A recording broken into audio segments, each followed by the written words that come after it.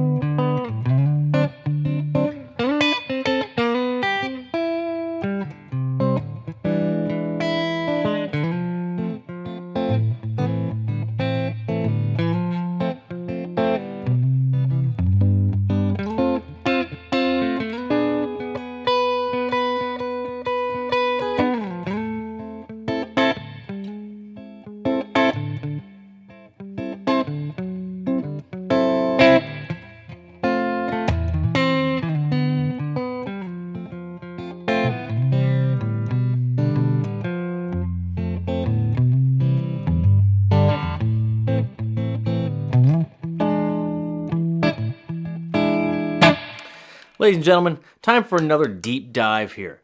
And now we're doing Mississippi half step, Uptown Toodleloo. Now, I love this track. This is one of the tracks that really got me hooked on the Dead. Just the whole form of it is just a wild form.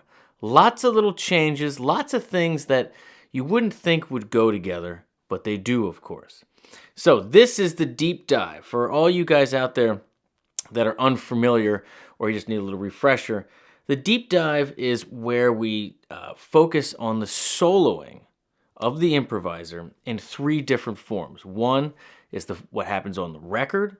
Two is when the band covers it live. So how does the improviser approach it differently in a live setting, later? And three, a cover band. So a band that is covering the song, how do they interpret it? And we take all those things and we try to come up with some key takeaways, some key targets for how you would improvise over this tune. So obviously, we're starting with the Grateful Dead version from, what year is this here? This is from 1973. And then I have pulled up Orchard Park 7/16/90. Picked this because it has high quality audio and video. And then I have Dead and Company from 7/10/16 in Alpine. Again, this is a fan video, but I picked it because you get to really see Mayer in his positions, and it really, when you have the video, it adds a tremendous amount of insight on what the improviser is thinking. So let's start right into it. Your broad strokes for the harmony, real quick, is you have this descending A minor thing, right? You get straight up A minor triad. The root goes down a half step each time. So major, minor, seventh, all the way to this. So it's 4 steps. 1, 2, 3, 4. Now what is this? This note is our target. This is the major third. This is F sharp of our 4 chord, B7. So that's the whole function of this walk down, is to get to the 4 chord, to get specifically to the major third of the 4 chord. You guys know how I always talk about third hunting. Like the answer to all your questions is following the third, right? So then when it comes into it, D7 obviously to G7. That's a functioning 2, 5, 1, and the key is the song is actually in the key of C major. And now the verse has one of my favorite changes of all time. 1 up to the 3 E, but you make it dominant, okay? And then it goes to the 4, which is F major. Check out these half steps in here. A lot of half steps in the half step. You guys know that if you've been playing this a while. So you got C major, which has a G in it. E7, which has a G sharp in it. It's the major third. And then you got F, which has the A in it, the major third. So the same way we walked down in the chorus is the same way walk up in the verse. Remember that. Remember that. Now, once it goes to the F, so you got, then it goes A minor. Sorry, I'm getting turned around here.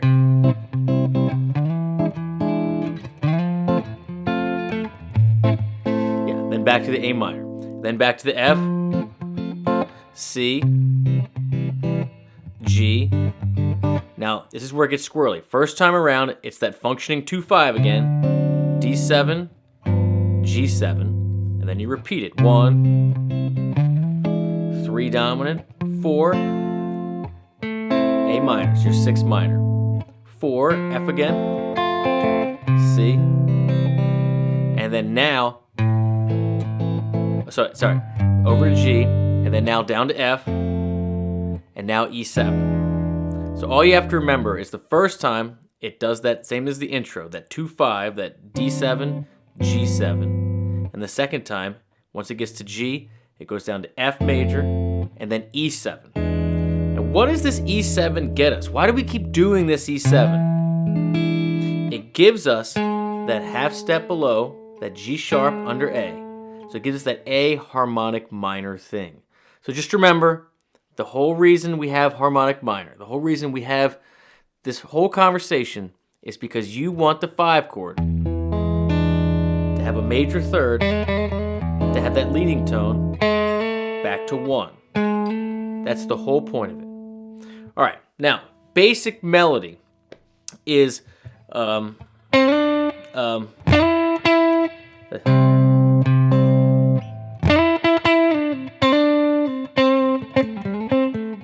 man, why can't I remember it? See, here we go. Here we go. This is what happens with me. On the day when I was born, Daddy sat down and cried. So straight across A major, or A minor.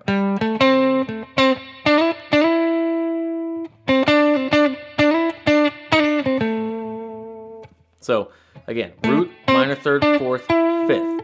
So this is, he's staying on A major through the 1 and that E7, right?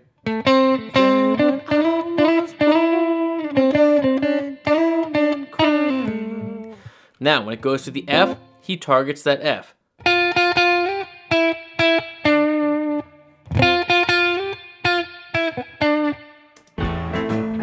had the Lord just as plain as day. It could not be denied. And you're targeting that D there, right? That little suspension when it goes to the 5 chord, right?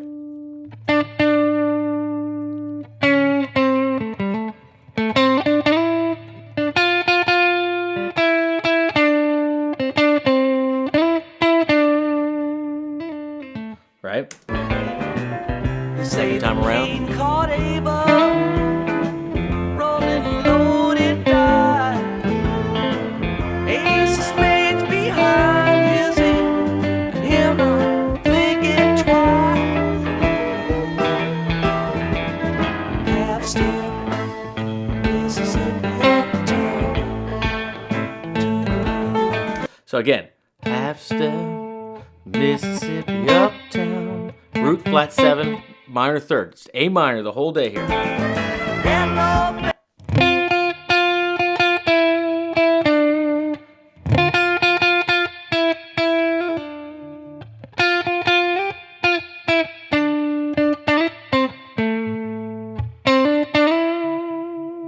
So it just targets that F here, right? Because remember it goes, right? F, C, G. So it's just, so the root of F, major third of C, and then fifth of G, which is D. That's why it connects. Chord tone, chord tone, chord tone. Baby, I'm gone, goodbye. Have a cup of rock and rye. Farewell to you, all southern skies. I'm on my way, on my way. And then when it goes up to the E7, the vocal melody goes right up to E. All right, so now let's jump into the first lead. I'm gonna restart my camera here just to make it simple. All right, we're at 104 in the track. Let's listen to it first, and then we'll break it down. Squirrely. It's real squirrely.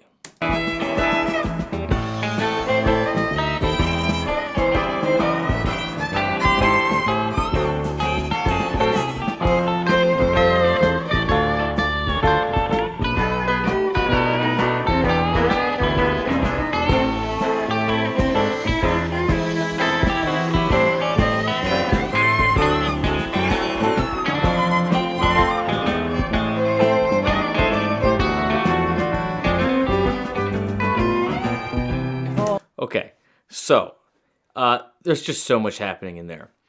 One thing to note, though, when we're going over this solo, the chords are a little different, and it's different the first time and the second time. Again, a lot of squirrels in here. So you start with this main basic walked in, and for those of you wondering if that sounds like Stairway to Heaven, yeah, same basic concept. You're shooting for the 4. So you got. So let's just listen through it once, okay?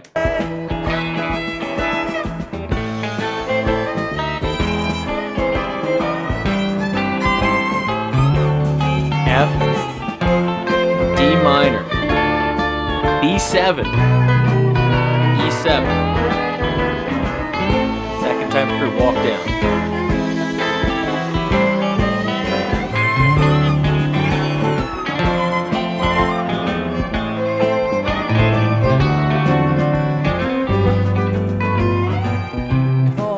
So, walk down each time, target to D7. That's part 1. Then it always jumps to the F. First time, it goes from F to its relative minor, D minor, and then B7, functioning 2, functioning 5 to E7, back to A minor. Second time around, it does F, A minor, D7, functioning 2, functioning 5, to the verse, to C. So you get a functioning 2-5 for each one. The difference is the first one, it's B7 to E7, because you're resolving back to A minor, E7, that G sharp wants to go to A. Second time around, it's a functioning 2-5, D7 to G7, because that B wants to function to C, which is where we're going back in our verse. Now let's get some of this lead.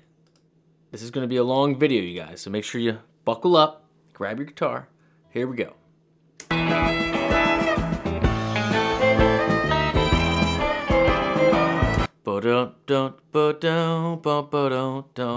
So cool.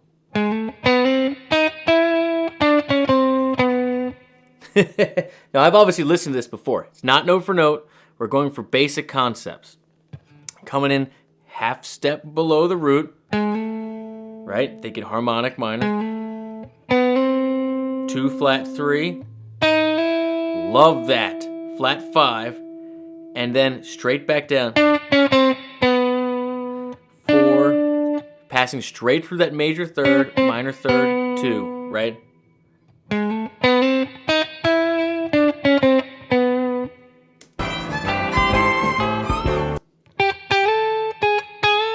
Now, I'm guessing in here, right? We don't have video, but, you know, I'm becoming more accustomed to the Jerryisms. But basically, we're still in this A minor thing, right? Listen to it.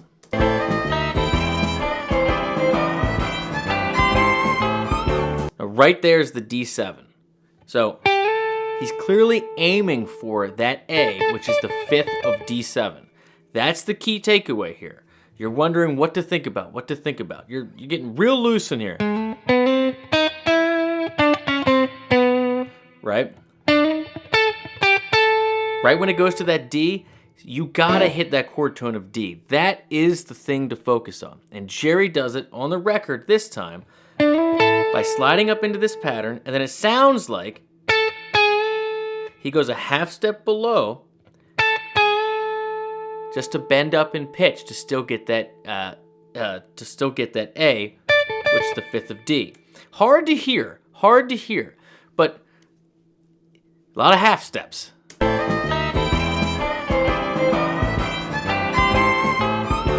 Yeah.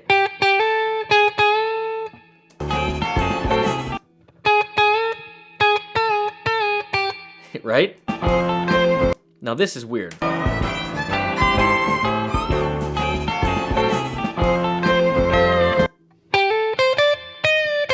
Still thinking A minor. Flat 7. You know, he could be coming in just like he did here. I think he is.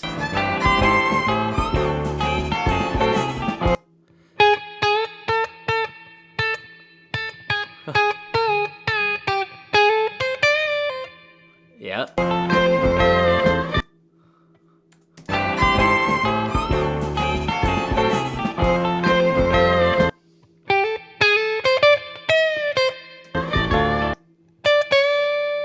Yeah. Right to the D. And then bending again, half step behind it.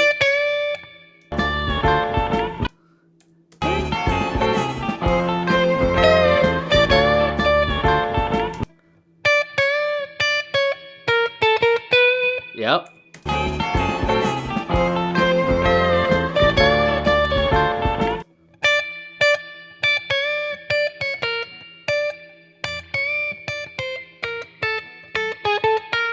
Yep.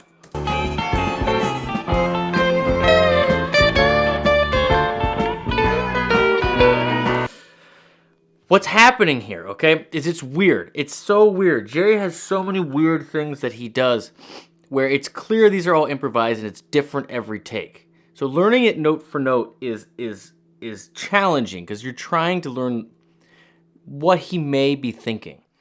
What's clear in here is that he's shooting for this A because it's the 5th of D. That's clear. And now when it starts moving around here, he goes to the F. This is obviously still in the key of F. This A is the major third of F. So he's bending up in there. It's all good. Everything's good in here. But what happens when he starts moving around and going down? Then it gets to the B7. We're shooting for the B7.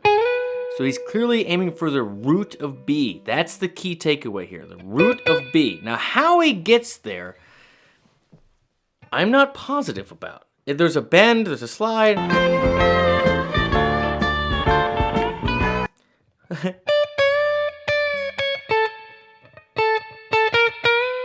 Yeah.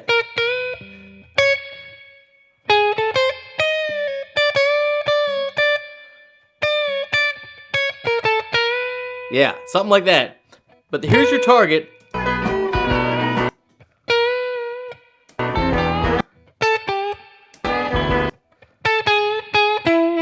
But it goes B7 to E7, remember? So here's your B, and then he goes down, and then shooting for this G, bending into the G sharp, which is the major third of E, hitting your E here. So it's like this. Here's your A minor shape. When it goes into the D major shape like this, he's bending into that A. When it's F, it's bending into that A again. It's the major third of F. When it's D major or D7, he's bending into that B, all right here. And when it's E, he's bending G to G sharp to get that major third and resolving right on E. I know, it's a lot going on here. A lot of bends and half steps. It's crazy. It's crazy. But that's your key takeaway. Those are your targets the first time around. Now the second time around, remember it's going to have that 2-5, D7, G7 to C. So let's see what he does here.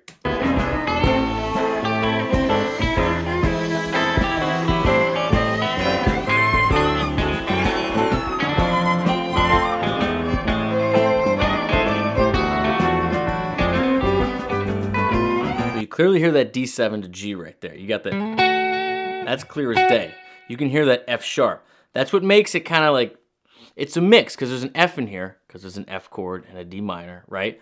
But then there's also a D7. So you know you're going to be looking out for that F sharp in there because that's the note that's different. It's like Dorian for a second, but don't even worry about that. It's just like The F sharp is the third of D.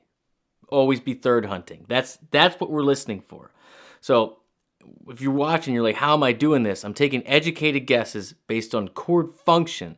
And when I hear something that sounds like a different chord, I'm immediately thinking thirds first, and then what is that other chord tone? What could that be that draws to the next thing? All right, here we go. Let's go back.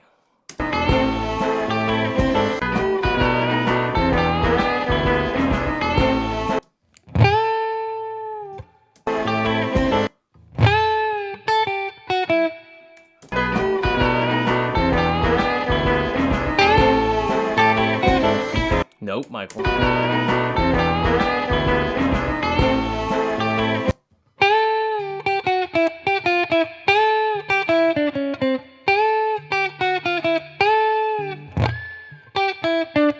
Oops.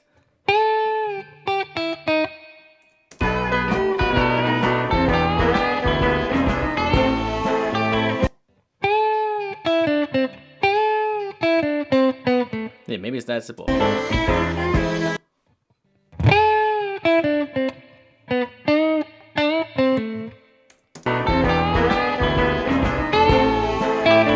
It's not, though.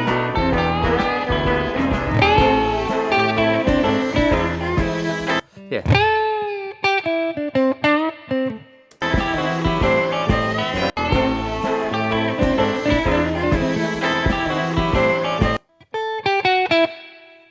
There's an F sharp.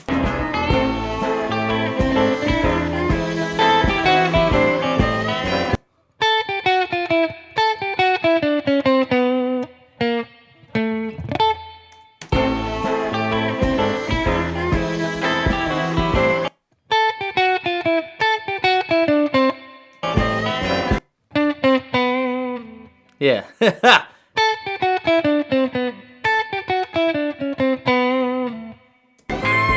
So that's cool. So he's bringing our ears closer to that D7 by hitting that F sharp on the way down instead of F.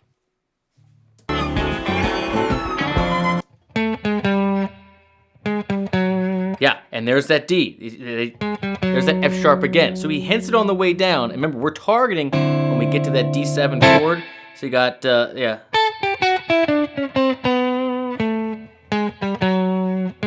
It's that chromatic walk down right to that F sharp.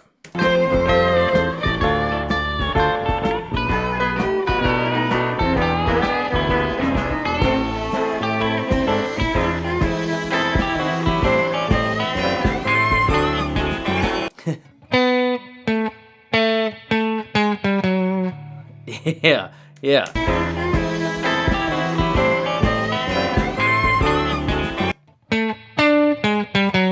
Yeah. Love that. Fifth of D, root of D, chromatic walk down to the third of D. It's chord tones all day.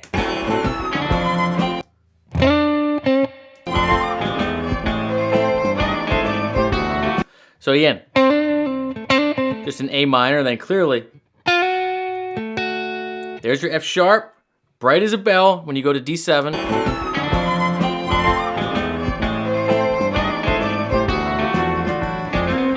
Hey.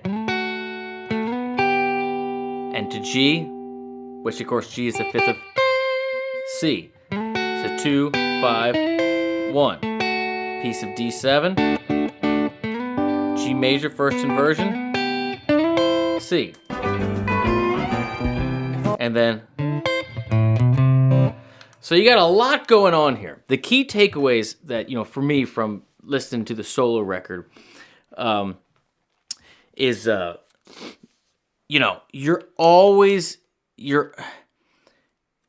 can always play a half step below the root in A minor, right? Do that harmonic minor thing. Lots of weird bends. There's so much liberty you can take with a descending bass line that goes down 4 chromatic steps from the root, right? So you have a tremendous amount of liberty that you can take. But you always want to be thinking, like I'm A minor. But you're always thinking, the goal of this is to get to that 4 chord with a major third. right, with that F sharp. So you always got to be thinking that F sharp is coming. That D7 is coming. So you can, when you're going up, you can be shooting for the 5th, you can shoot for the root, you can shoot for the 3rd, and any combination of which. But you're thinking A harmonic minor, right? You're thinking A minor, whatever. But you are working to that D7. That's what you're doing. And then you just have to remember, the first time around, you're looking for that B and then that E. So you can target that B here, right? You can target the E here, right? Like Jerry did. And then again, when it comes back around the second time, you're really targeting that D7 into that G7. Now, let's see how Jerry does it live with a little video. Now, this is from Orchard Park 7/16/90. So, 2 decades later, and let's see how he does it a little differently. Again, I'm going to restart my camera so we don't get in trouble here. Welcome back. See, now we're starting to have fun. This is a deep dive. All right, here we go. Let's take a listen first.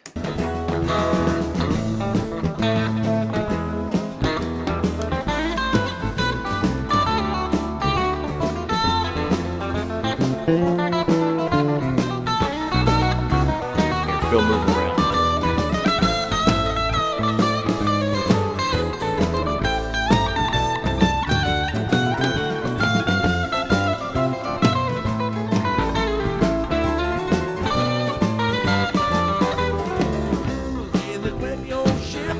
It's good quality video, isn't it? You really hear Phil moving around. This is a wild lead. You can really hear him stretching and going for it and overshooting and fixing it. But this is why I love Jerry. It's so crystal clear to me that he is just visualizing triads and chord tones and just hunting them around the neck, connecting them chromatically, melodically. But it's just overshoot, undershoot, whatever. It's he's seeing the structures and he's just moving around in there. And every single time, it's totally different.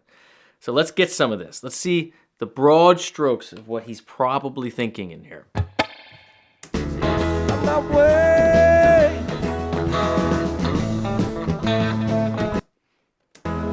So that's cool. So he starts out just like the... So you go... So... Just laying on that major 7th. That harmonic minor thing.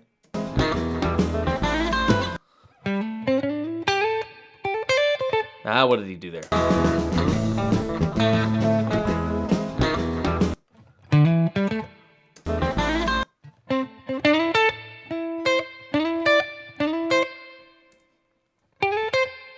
As I'm on my way, on my way.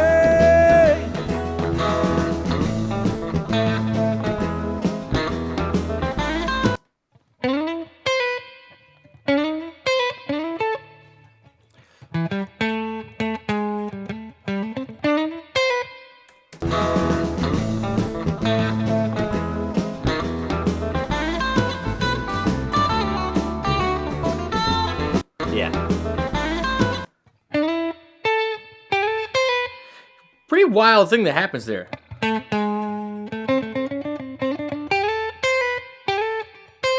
So similar move as before, but instead of doing this, shooting for that, you see him go. He's obviously shooting for that C and that B.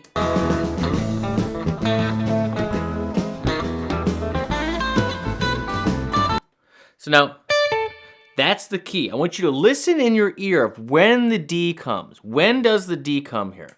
Okay, because we're still starting in pattern 4A minor, moving into pattern 5. If you're down with the caged thing, which I do stand behind, so the best starting point, in my opinion, to learn the fretboard. That's why I preach it in all my lessons and courses. So he's still starting the same spot, jumping up to the same spot, doing this little pull off here, but listen for when the D comes. On my way.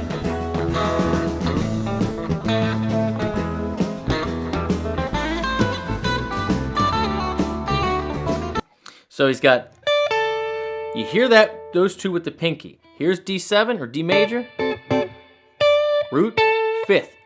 Targeting them in the same spot as he did on the record. Again, different every night, doesn't have to be, but these are the things to think about. Where this whole A harmonic minor thing, thinking A minor, but then when it gets to that D, and let's see what else he does to outline that D.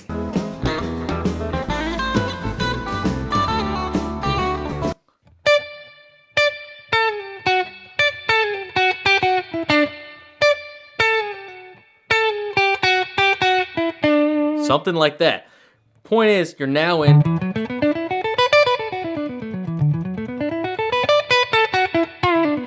D major, pattern 3. It's your big G shape, right? So, root, fifth, it's typical Jerry, chromatic down to the F sharp, third of D, and then some little thing to get you back to root, to D. So this little comes out of there. Clearly thinking we've moved everything in our world to D for that moment, right?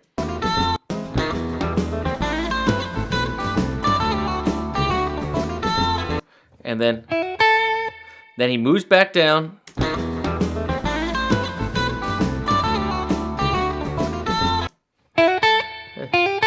So now we're back in F major here. He clearly is targeting this F to the A, which is the major third of F.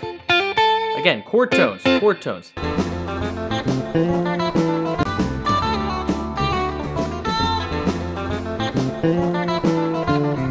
And now this is just super chromatic.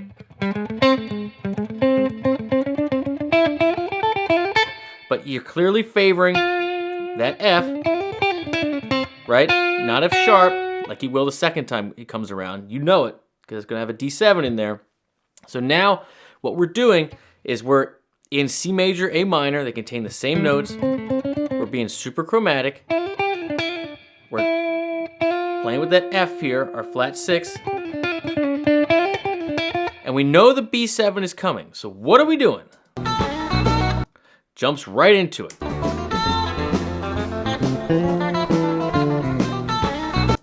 Yeah. Right in, moves the whole shape up. Pattern 4, B major, B7, right? Moves right into this shape. Sounds like sliding to the third, fifth, flat 7 root. Just outlining that B7 arpeggio. Let's do a little better than that.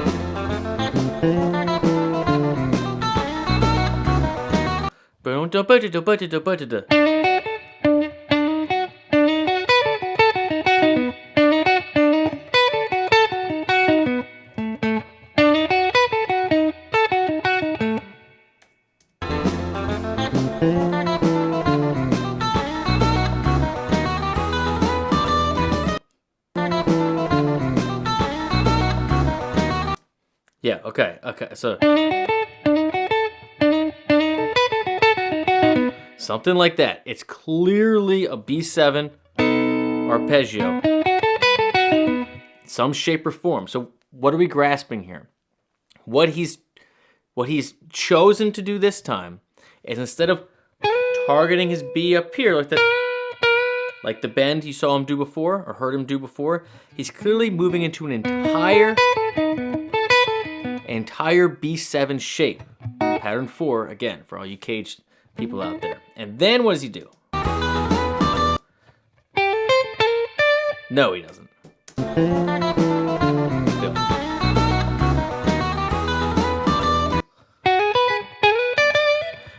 Okay, so it's B7 to E7, right?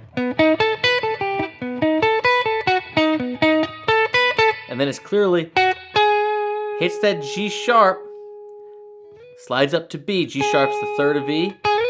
Slides up to B, obviously, fifth of E. And then D, which is interesting. That is the flat 7 and E7. That's the chord tone. But we just came from playing D sharp in B7. The major third of B. When you jump up here, now that would be the minor third of B, right?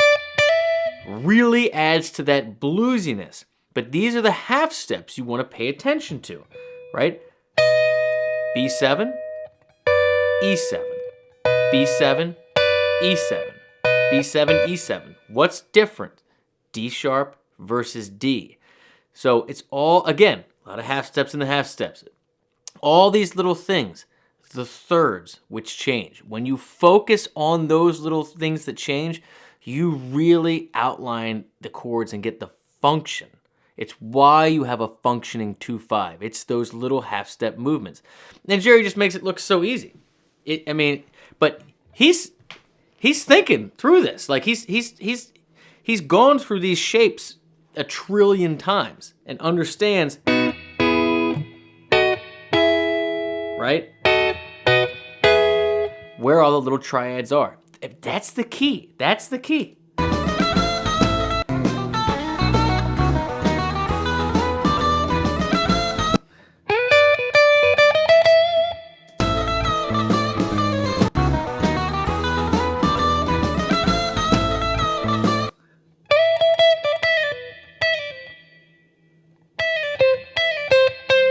Hunting that C there when it comes back around. Yeah, okay, so you're back in. Does that little Jerry thing. When he goes back down, hunting that C, right? Because now we've turned around. We've turned around, and so we've resolved back to A minor. And so now we're in A minor. That's the third of A minor. Remember, always third hunting. C. And then he does this that little Jerry thing again. Outlining that little A minor pentatonic, focusing on A.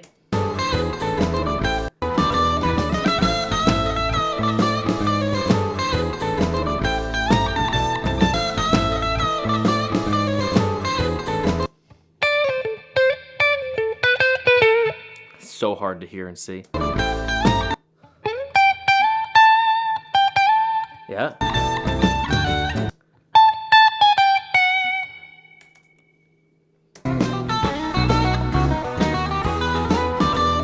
Listen to the chords, and then when we hear the D7, let's see where he lands.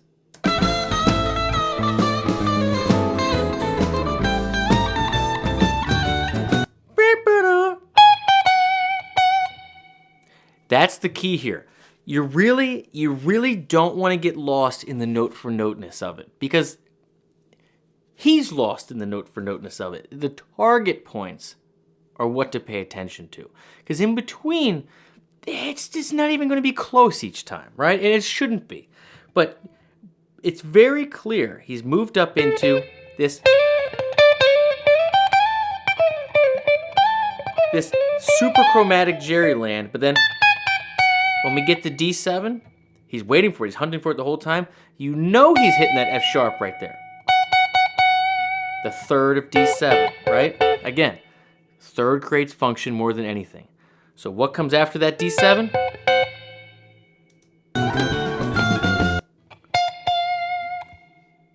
Right? There's your F. So again, because it goes, F major, C, G. So he knows third of D, root of F, right there. There's your F.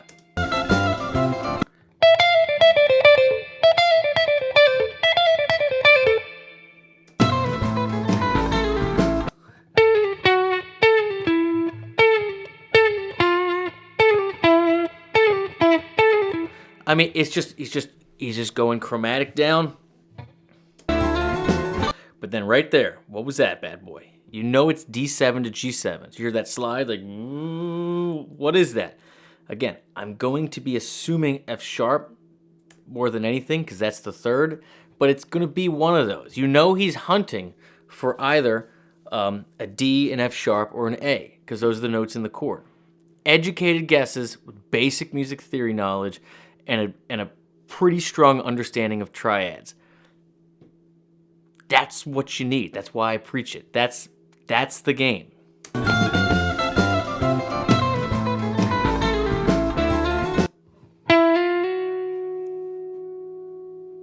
F sharp on the third string. You hear him undershoot and kind of pull up to it because he knows where he's going. Now, who knows what state he's in here, right? But he knows D7. I'm in the land of D7. And you got to get there.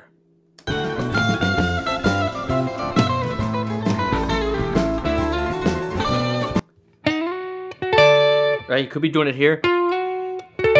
It's not clear, but that is clear as day as you're hunting for that F sharp, going over to that D.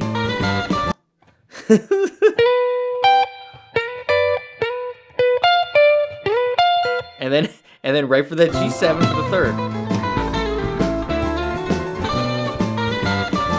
You sound like Donald Duck. But it's that simple. He's sliding into the third, first inversion of D, to the root, and then into the third of G, into that B, D again, flat 7, D, and that gets you back, that functions back to C. But it gets it there. So, again, your key takeaways for this. This is so crazy. Way more chromatic, way more feisty, way more notes. Okay, you're not staying in this one land doing these little micro bands that you're keeping it close. And then we've seen this with his other videos too as he progresses with age. Way more pattern based, way more chord scale oriented than just a single note at a time. You'll see him hit full arpeggios as opposed to just a single chord tone in a melody, which makes sense. I think we all gravitate towards that as we mature as players, being more of a chord tone and chord scale player as opposed to a key-centered type of player. And that's on display. You see him start the same way, all that stuff.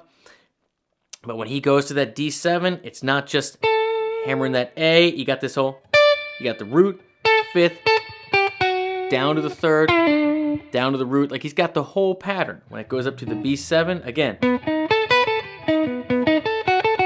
I mean, it's a whole arpeggio. It's an entire pattern that's happening in there. And the same thing when it goes to the E, when it goes to the D7 up here, it just, and the G7, that's just it. So it's your same basic starting places. You're just really aware of your entire chord shape, your entire triad structure, as opposed to basic spots on the neck where you're going to shoot for the same notes. And that makes sense. These are like 20 years apart, and you can see he's clearly spent eons playing these types of leads and knows where all the triads are and all the spots are everywhere on the neck. But you better believe that, you might think it's random, it's lightning, it's like magic, it's like all these things. I'm telling you, it is from when it starts to when you're getting to that D7.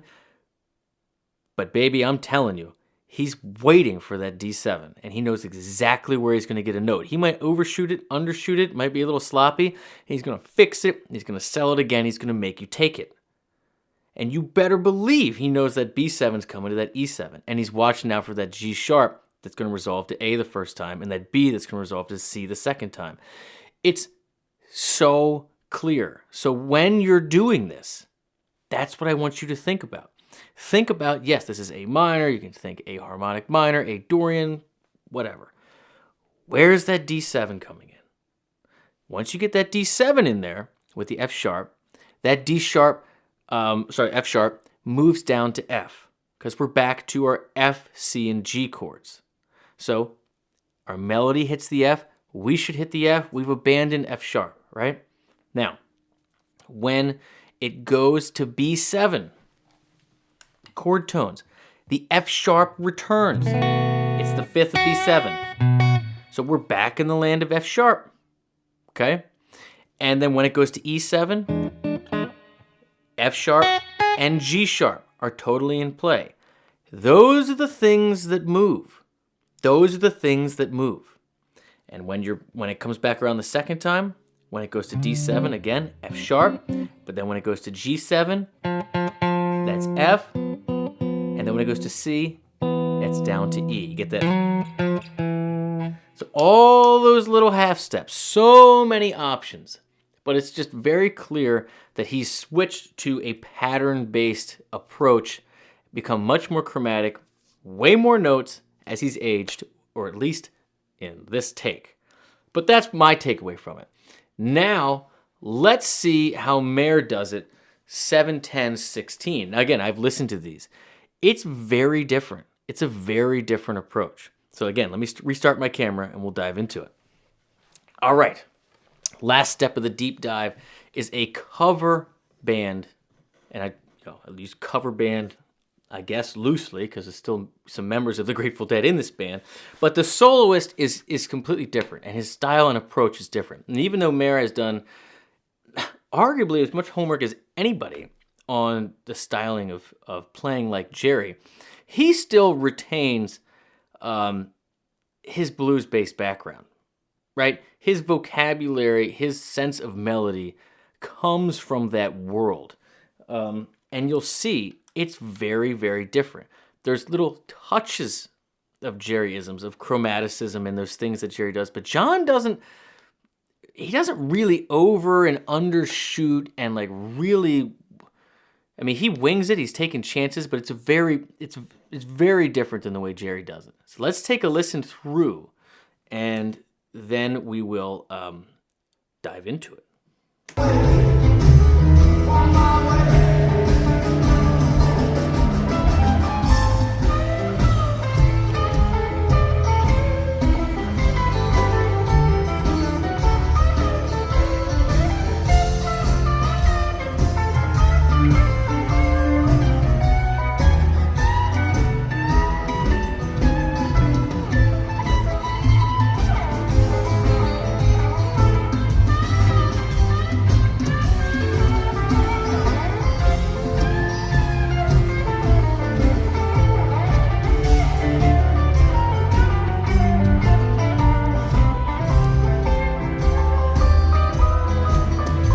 Look at that look he's giving Bob. He's like he stretched there. He was, I mean, that almost didn't land. At least it's we'll go dig into it. But I mean, you could tell he was channeling it there. I'm such a fan. All right, let's dig it out. First thing you'll note, he's starting all the way up here. He's not.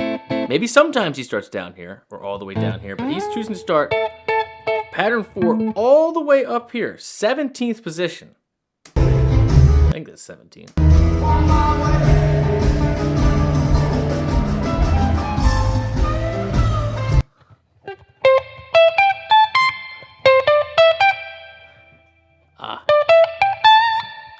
Walking straight up. 4, 5, flat 7, root in A minor.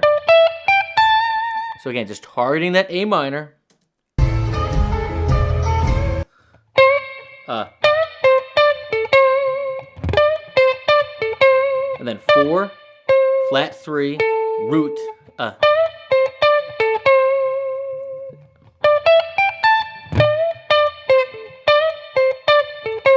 Totally different feel than Jerry, right? The way he's feeling it. Watch his leg like kick. It's a totally different kind of float than Jerry would do, you know?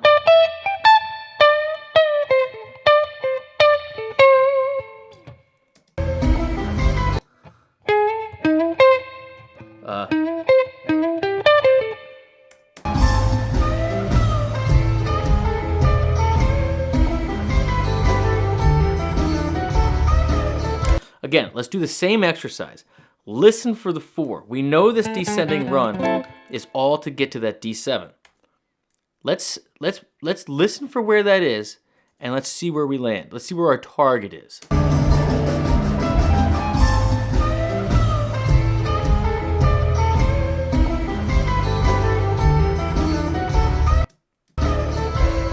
So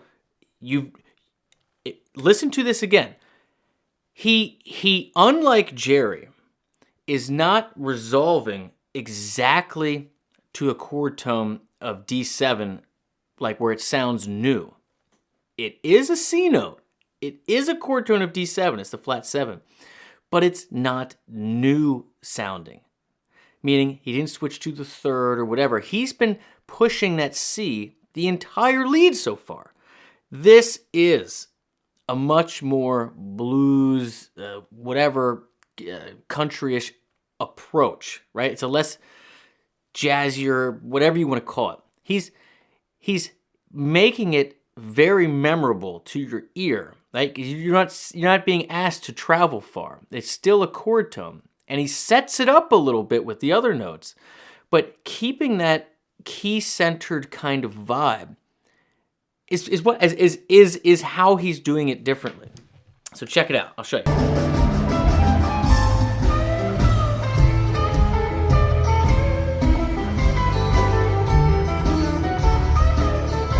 So you can tell right before that. So you got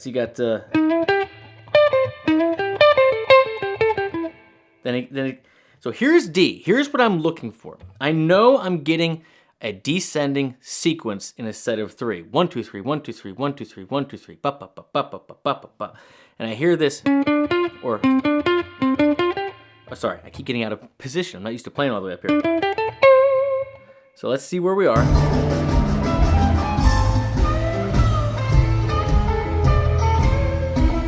There. So you got shooting for that 5th.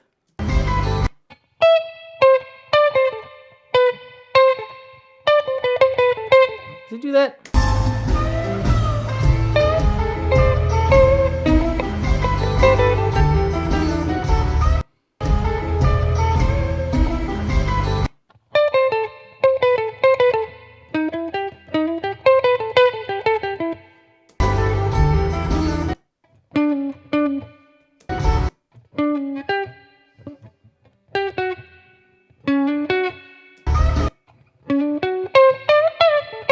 Yeah.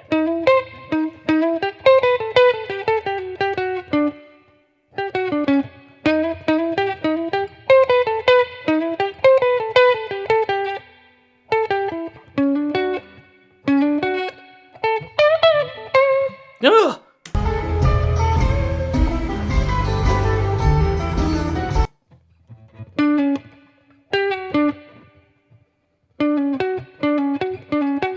See, he's starting to outline the D just a little bit. Might have to go into slow-mo here. Boom.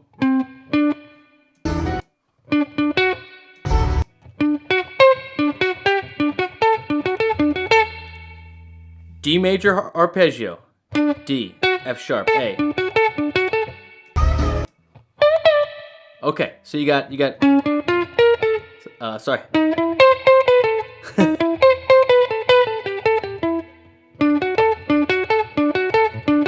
So he outlines the D major chord just a shade before you get there.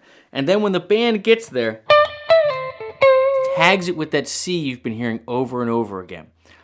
I love this stuff. I love when people play the change before it gets there or wait to acknowledge it after it's already landed. I love that. So the band is still descending when he does this root, major 3rd, 5th of D7, and then here's your flat 7. That's what he's going to target, and then, but tags it with the same motif he's presented before. It's awesome, and simple, and awesome. What was that? Brudip?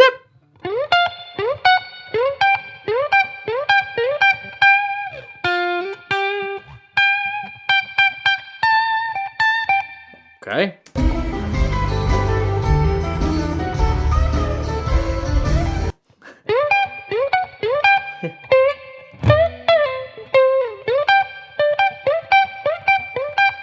Regardless.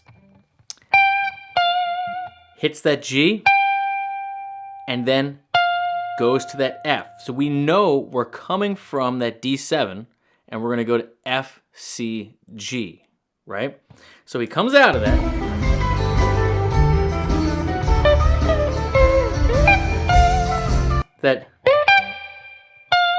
There's that F right there. Targeting, again, knows where these things are. Targeting the root of F. Now it goes to D minor here, remember, and then B7, E7.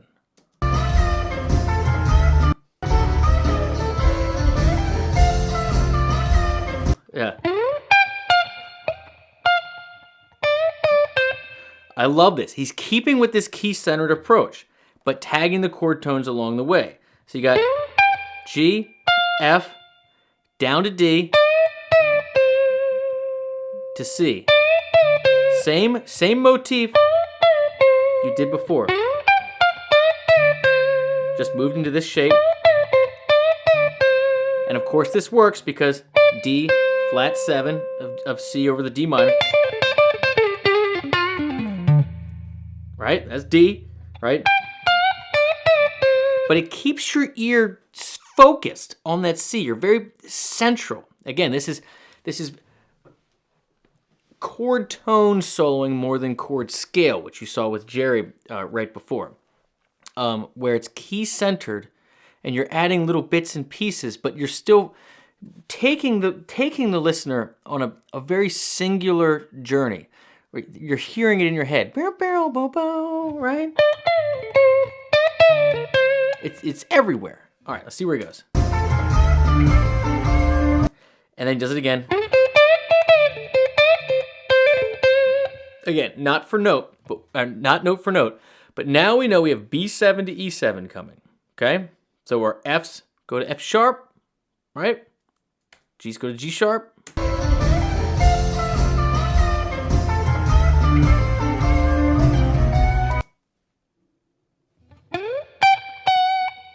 What did I just say?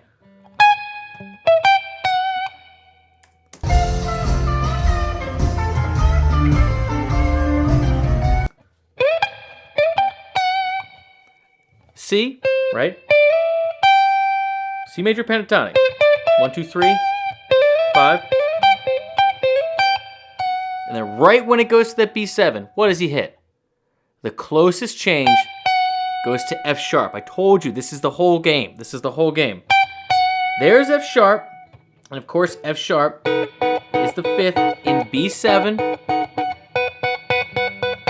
Right? And then how's he get to E?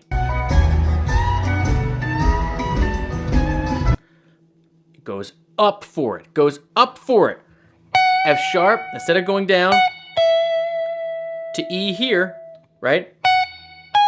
Goes up to get to the G sharp, the major third of E there.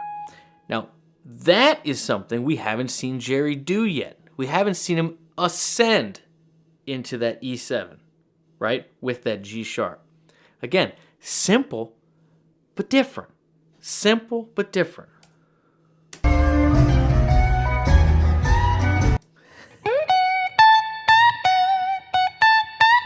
Playing a little of that, just bending it.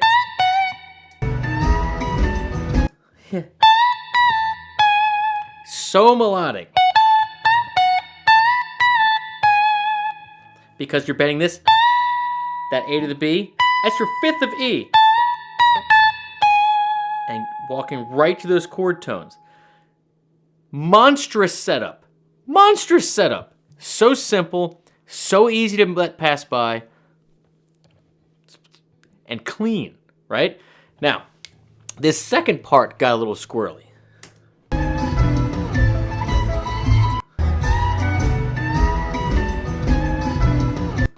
I love that little tag on E. Look, I can't even sit still. I'm moving around. Stuff's all over the place. Still got my pajamas on. I have a cup of coffee. Regroup, ladies and gentlemen. Got to regroup sometimes. Okay.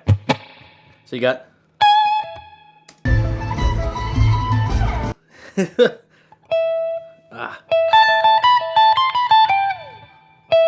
Again, we're back into A minor land. 5th root, 5th 9, 5th flat 3, 9, 1, flat 7. Slide down. Keeping the same ba ba da da ba da da ba da da da da da. Which one did you do?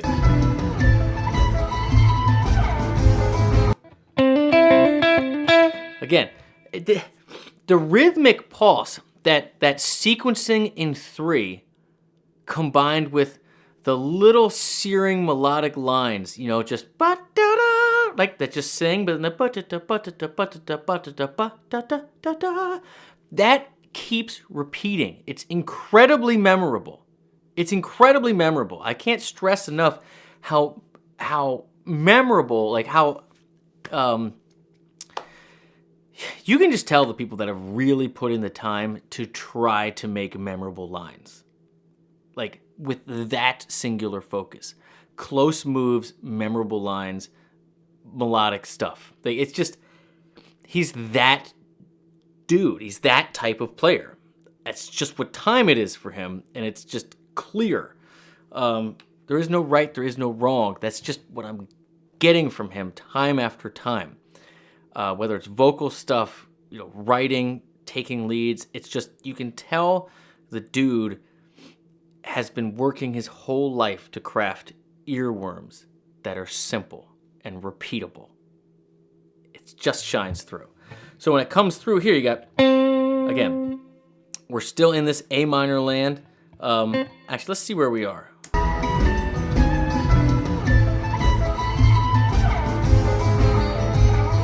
Yeah, so we're still descending that. So flat 3, 4, 5, and then that 5 goes up 7 to 1. We're going into this root here.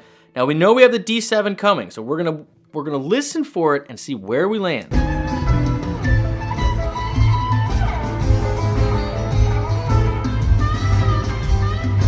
We haven't gotten there.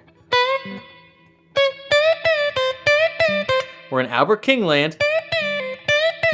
Right, so we landed up here.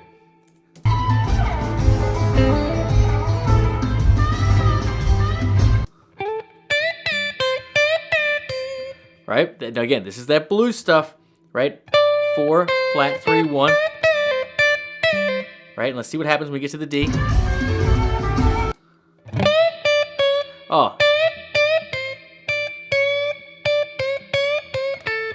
He does one of those little micro bends, doesn't he?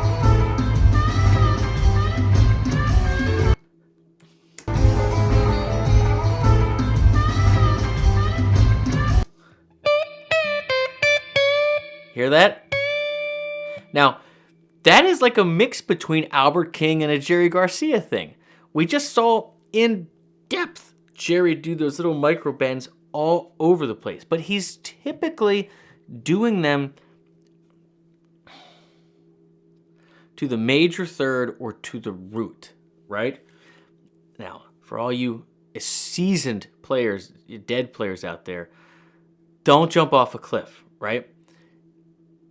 I don't know exactly, I haven't done the work that you have had, but I can't think of a solo or situation that I've learned of Jerry's where he does the typical Albert King thing that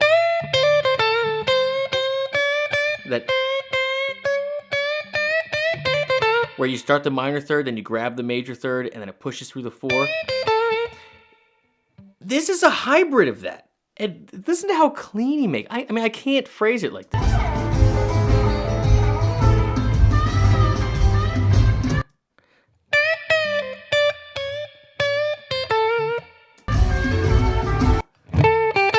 So when it goes to the D, again, he's making this so chord-centered.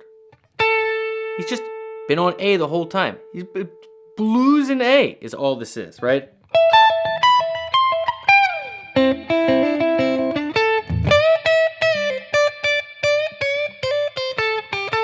My phrasing's all wrong, but the point is that this is just all A minor, and when he lands on that A, that of course is the 5th of D.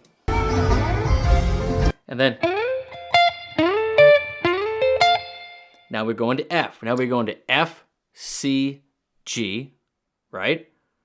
and then it goes D7 G7. Yeah, we're there. Okay, get turned around in here.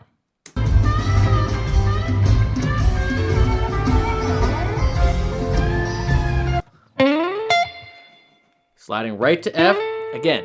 Major third, first inversion, F major. Bending the 9.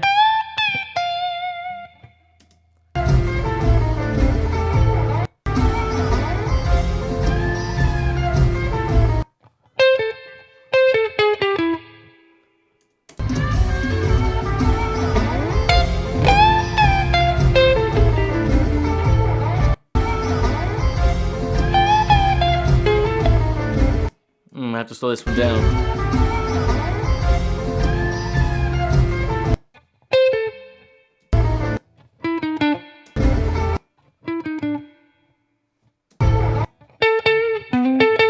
Okay, I got you.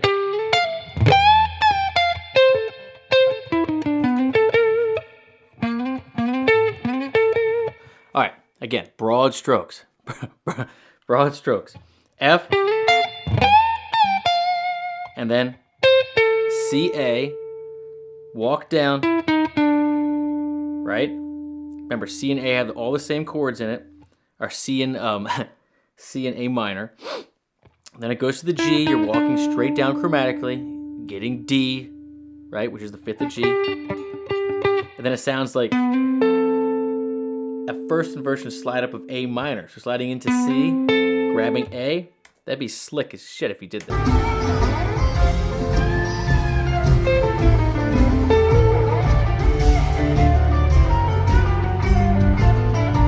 Like that bluesy thing there, that's something you don't hear Jerry do. That is what garners the look that he gives Bob after this. Like, yeah. Let's see what the hell that is. Now I know what that is. Again, we know we have, listen for it, okay? D7, G7, C. So, because I've been playing country and addicted to it forever, I know a double stop going down when I hear one, right? Because I've been working on these forever. So when he goes into here,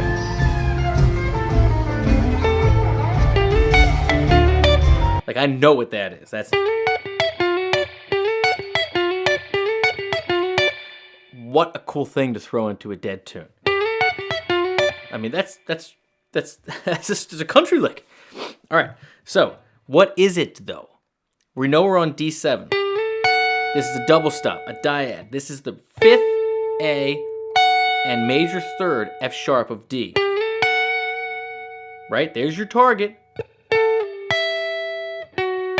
Going down to resolve to so second inversion, passing chord, first inversion. This is now your root and your third, your major 3rd F sharp, and your root of D. Hold on, let me restart this one more time just to make sure. Okay, we're back. I never know. My internal clock is usually pretty good, but for these deep dives, things get a little loosey-goosey. So you got, so D, passing chord, D second inversion, right? 5th in the bass, 3rd in the bass, and then something happens here.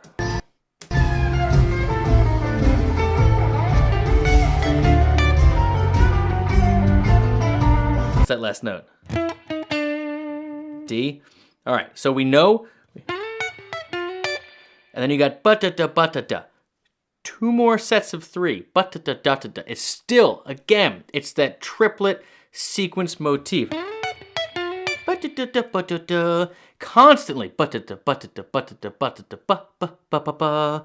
Ba-da-da-ba-da-da-ba-ra-ba-ba-ba-da-ba-ba-ba. Like, it's over and over again.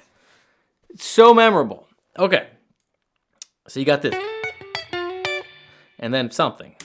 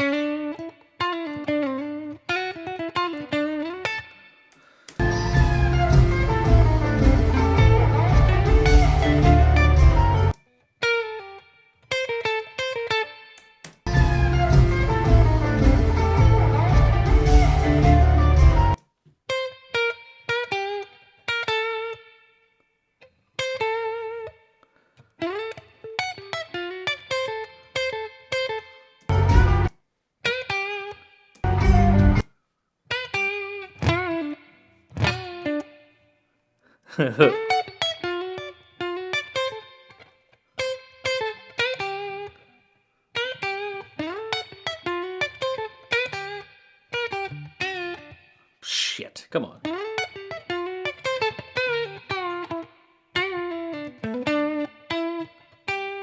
No.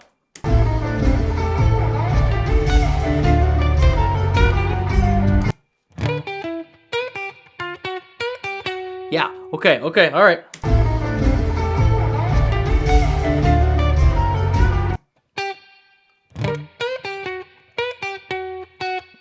Is he?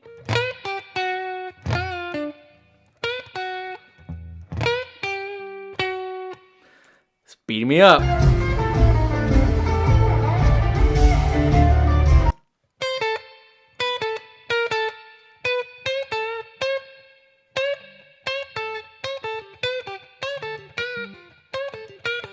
No, Michael.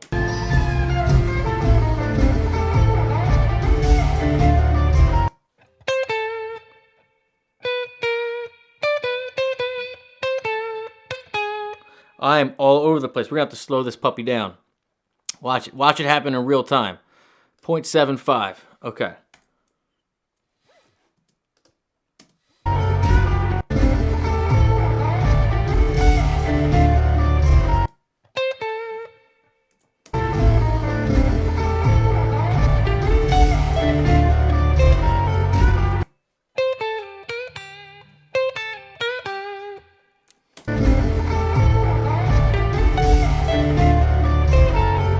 That's not right, Michael.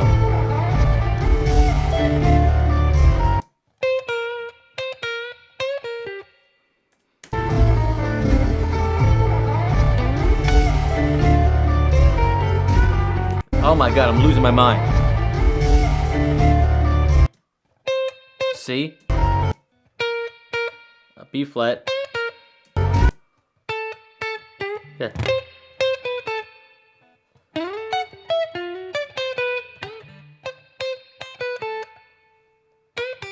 Yeah.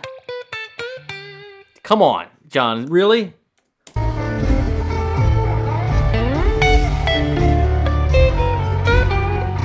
See, that is nasty. Oh.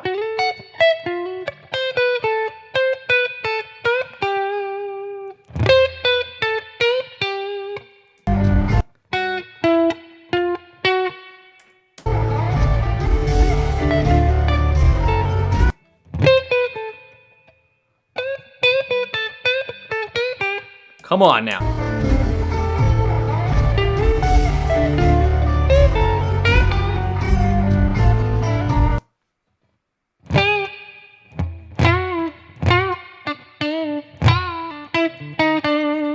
I am lost in here.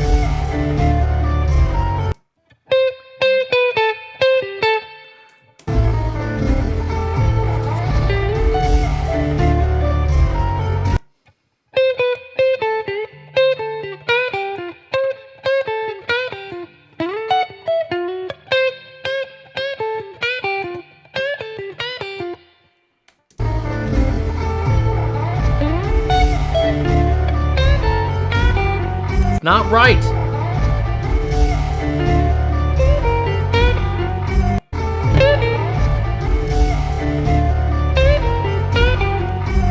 That's it. This is it.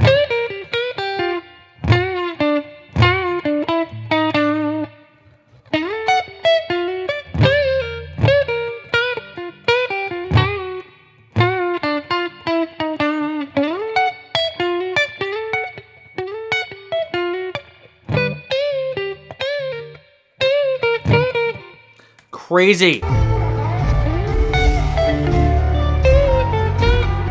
Yeah.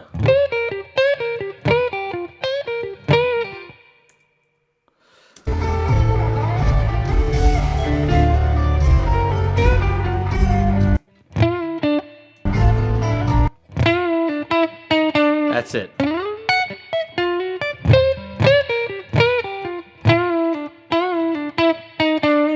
Jesus.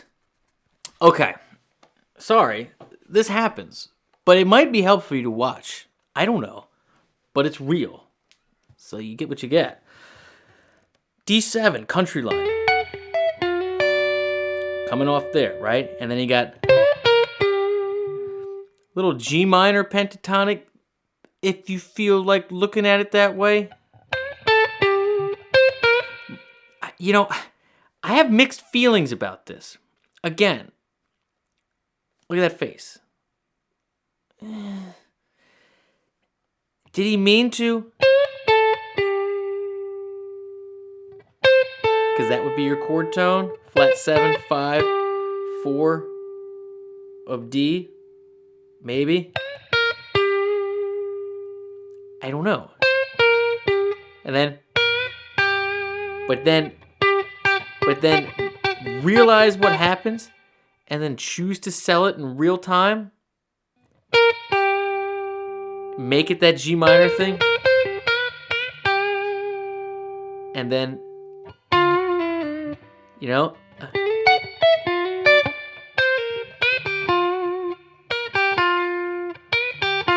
and then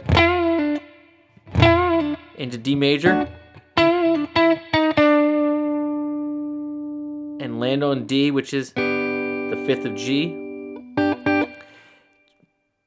Did you mean to make it G minor when it goes to G7 there? And then just have it land on that D? I don't know. But that's some seriously bitchin' stuff. My gut feeling on this is that he went into this country line thinking that playing some D7 thing and then not like that. That's how I play. But and then thinking, you know, like maybe he usually targets that D and comes off that G, but making that little G minor thing like it's a G blues for a second,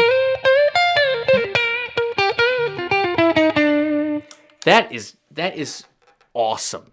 My gut feeling is that he probably didn't mean to do that only because of one, it's squirrely, but look at his face and watch him come out of that looking at Bobby. Like that is a blues thing. That is not a Jerry Garcia sound. Like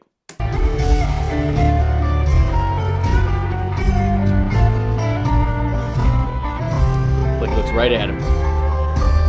Look at that smile. Yeah. Yeah. You also got to remember, this is in 2016. He's kind of like new to the group. So, oh, look, I watched this 7 months ago. Yeah, it's true.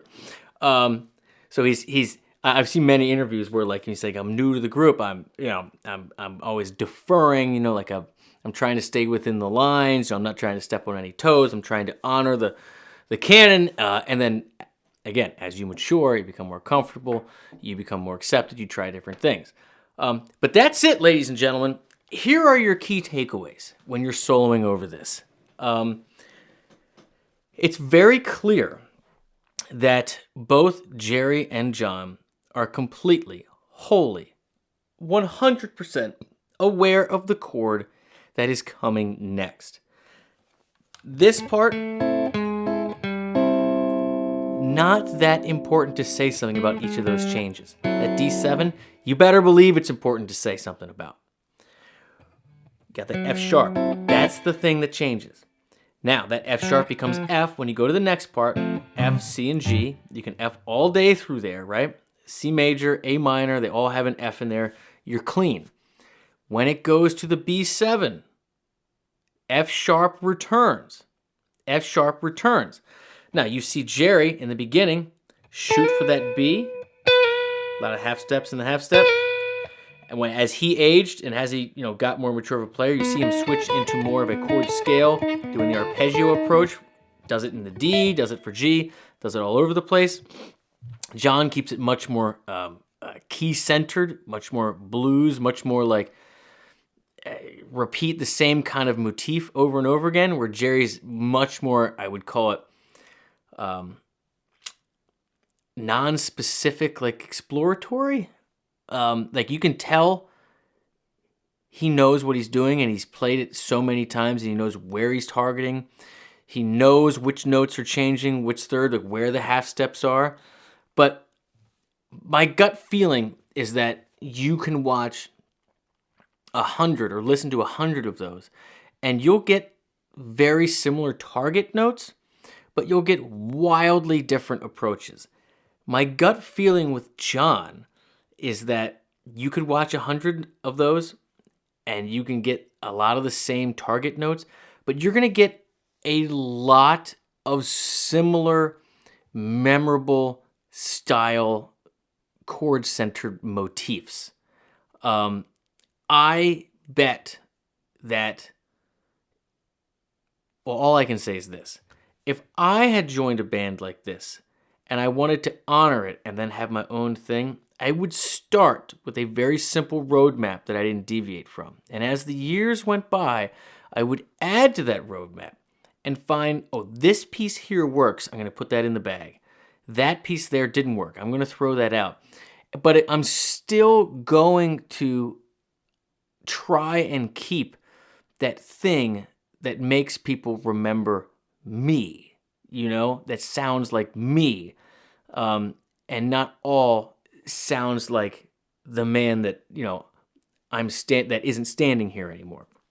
And so that's kind of what I hear, the difference. I hear that the homage to Jerry and the honoring of the background from where he comes. And it's just awesome. What a great track. Again, sorry for all you guys out there that have been waiting for these Dead videos. It pretty much took over my channel since I found them. And for about 18 months, it was an onslaught.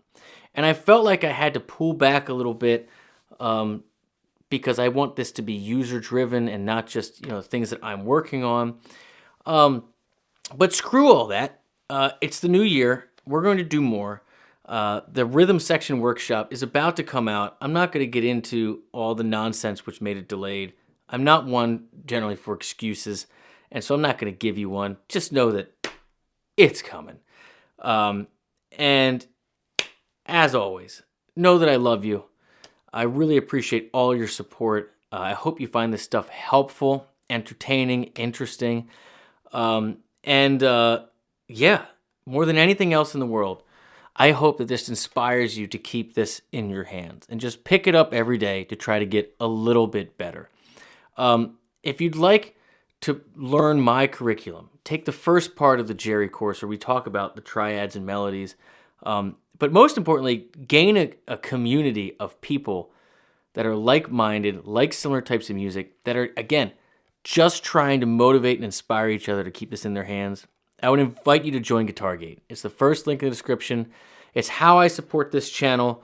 It would mean a lot to me to have the privilege to be one of your online instructors, one of your resources, and you guys make all this possible. So consider that, and I will see you very, very soon. And just remember, when you're going through these, take your time. Anticipate the chord to come.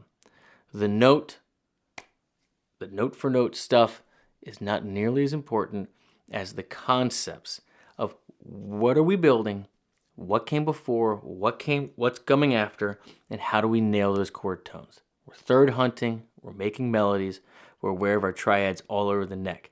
Jerry and John are perfect textbook examples of how to do it, and it's completely changed the way that I play and look at music, and I'm forever grateful. That's it.